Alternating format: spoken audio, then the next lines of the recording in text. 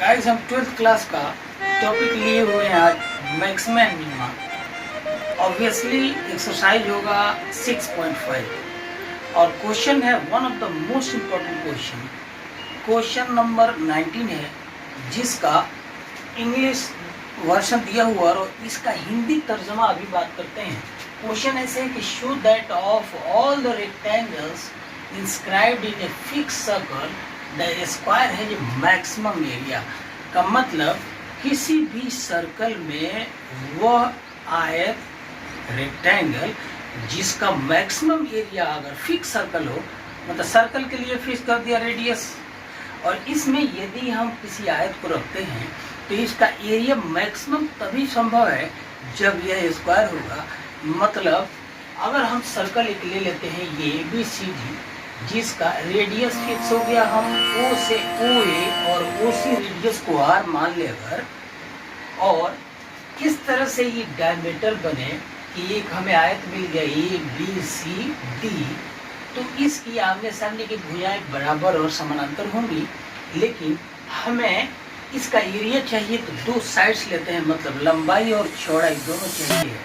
तो इसके लिए हम त्रिभुज ABC से मान लेते हैं कि ये कोण मतलब कोण BAC थीटा अगर है तो त्रिभुज ABC में हम लिख सकते हैं कि साइन थीटा बराबर लंब कोण कर्ण, तो लंब BC हो गया और कर्ण 2R, यहाँ से OCR और OAR, तो R प्लस R 2R, मतलब लंब कोण कर्ण ले लिया तो BC का मान आ गया 2R साइन थीटा, तो एक आधार मिल गया त्रिभुज का। अब cos थीटा लेने से ये हो जाएगा, ये इसमें लंब मिला है BC, और इसी त्रिभुज ABC में अगर हम cos थीटा लेते हैं तो हमें cos थीटा बराबर आधार AB अपॉन कर्ण AC जिसका मान 2R होगा, तो AB का मान हमारा आ गया 2R cos थीटा। अब यदि आयत ABCD का क्षेत्रफल लेना हो तो हम लिखेंगे एरिया रेक्टेंगल ABCD बराबर लंबाई और चौड़ाई, मतलब AB इंटू BC।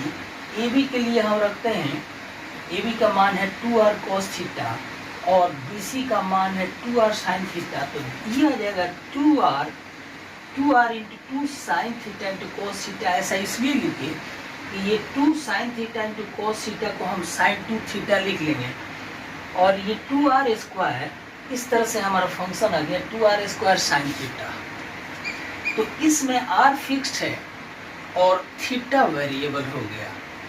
थीटा के अलग अलग मान के लिए अलग अलग स्थितियां आएंगी, तो हम इसको, इस फंक्शन को 2R स्क्वायर साइन थीटा को फंक्शन ऑफ थीटा कह लेते हैं, इसको F थीटा अगर रखते हैं तो इस तरह से एक्सप्रेशन आ गया F थीटा बराबर 2R स्क्वायर साइन 2 थीटा। अब इस एक्सप्रेशन का मैक्सिमम मिनिमा केस हमें डील करना है, तो यहाँ पर अगर ये आयत का क्षेत्रफल मैक्सिमम होता है तो आयत नहीं होगा, ये एक वर्ग होगा। का अर्थ ये हुआ कि हमें शो कर देना है कि इस आयत की लंबाई और चौड़ाई दोनों बराबर है, चारों भुजाएं बराबर है।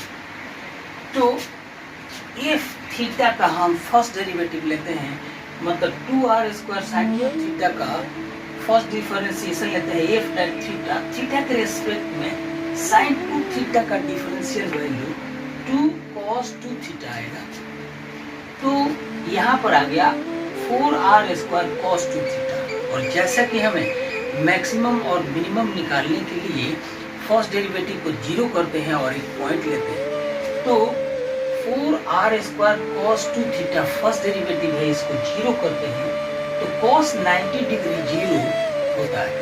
तो इस तरह से एक रिलेशन आ गया कि 4R स्क्वायर cos 2 थीटा बराबर जीरो या cos 90 डिग्री मतलब π/2।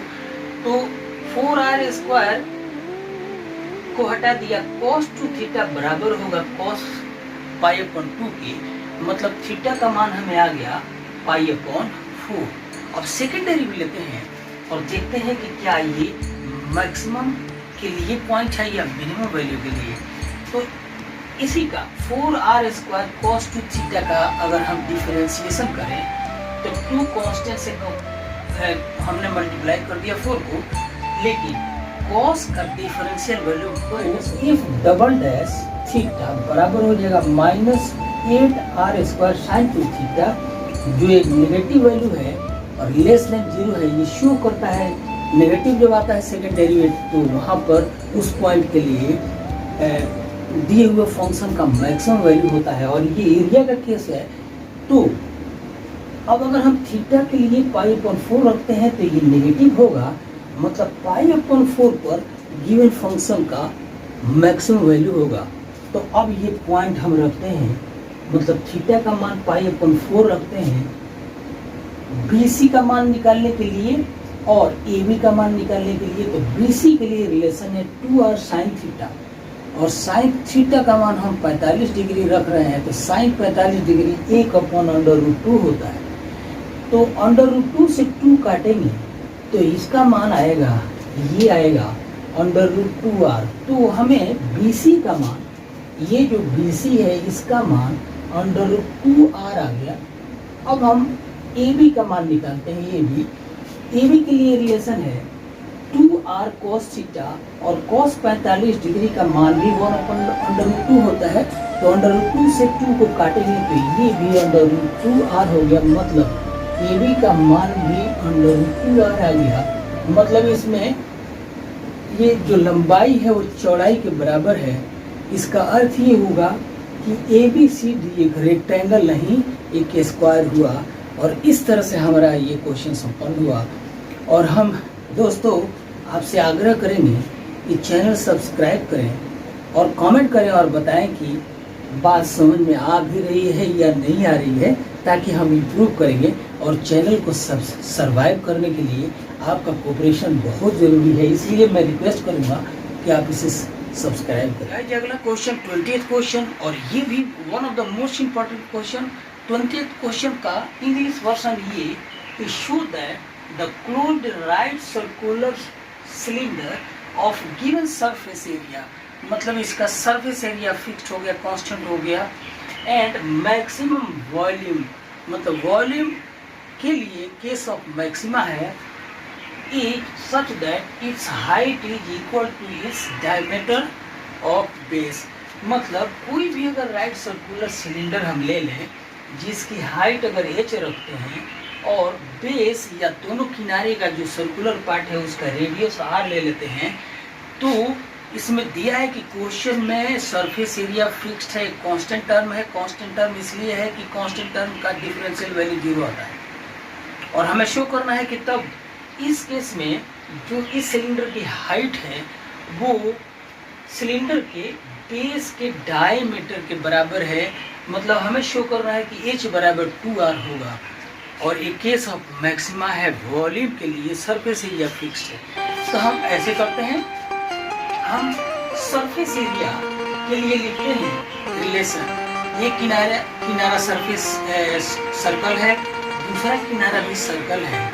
तो टोटल सरफेस एरिया के लिए दोनों किनारे का क्षेत्रफल मतलब 2πr², क्योंकि πr² एक वृत्त का क्षेत्रफल है, तो दो के लिए हमने 2πr² रख लिया, और उसके बाद कर्व सरफेस एरिया मतलब 2πr(h).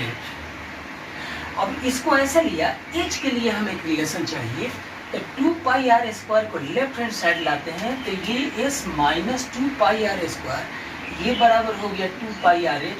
तो h बराबर ये पूरे का अपॉन 2πr नीचे कर दिया, और अलग अलग पार्ट ले लिया, s अपॉन 2πr एक ले लिया, और दूसरा 2πr अपॉन 2πr रखेंगे तो r से r कट करके यहाँ सिंपली r आएगा। मतलब h के लिए हाइट के लिए एक रिलेशन आ गया s upon 2πr minus r। और सिलेंडर के वॉल्यूम के लिए, आयतन के लिए रिलेशन होता है कि वॉल्यूम बराबर πr²h।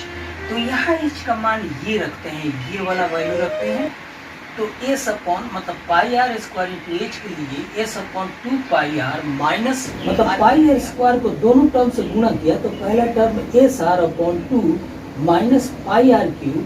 तो अब ये फंक्शन हमारा एक फंक्शन ऑफ वेरिएबल r हो गया, और इसलिए इस एक्सप्रेशन के लिए हम लिखते हैं कि fr है, तो ये fr बराबर हो जाएगा sr अपॉन 2 माइनस πr³। और इसको हम अब फिर अब एक एक्सप्रेशन आ गया, उसका मैक्सिमम वैल्यू निकालते हैं। तो इसका फर्स्ट डेरिवेटिव लेते हैं, मतलब आर के रेस्पेक्ट में डिफरेंशिएट करेंगे। तो एस आर अपॉन 2 है, मतलब एस और 2 दोनों कांस्टेंट है, आर का डिफरेंशियल वैल्यू आर के रेस्पेक्ट में 1 हो गया। तो फर्स्ट पार्ट एस अपॉन 2 हो गया फर्स्ट डेरिवेटिव में।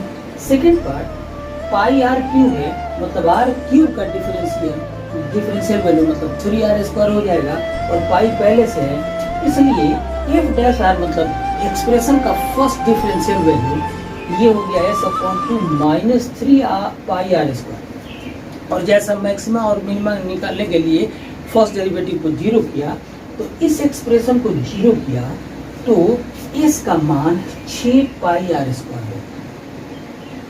अब हम सेकेंड डेरिवेटिव लेते हैं, क्योंकि क्या देखें कि भाई केस ऑफ मैक्सिमा है कि नहीं है।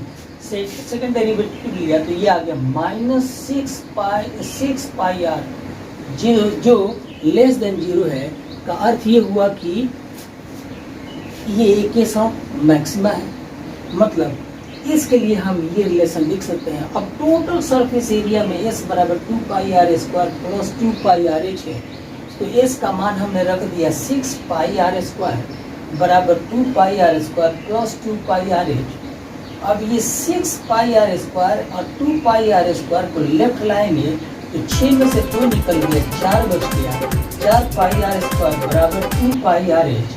तो इसको सिंप्लीफाई किया तो हमारा रिलेशन आया 2r बराबर h, अर्थात सिलेंडर की हाइट बेस के डायमीटर के बराबर है।